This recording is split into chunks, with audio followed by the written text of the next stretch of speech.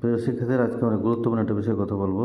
যেমন রাইট এর সাথে আইন যোগ করার সময় অনেকেই ভুল করে এই যে রাইটিং লিখে ফেলে, মানে এই যে এটা আর কি RITTING।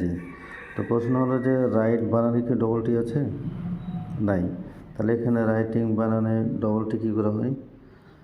অতএব সঠিকটা হচ্ছে রাইট যোগ আইএনজি সমান রাইটিং, WRITING। এখানে টি কিন্তু একটা, আর আইন যোগ করার সময় শেষে ই থাকলে এটা কিন্তু উঠে যায়, সেহেতু এখানে এটা হয়নি আর কি।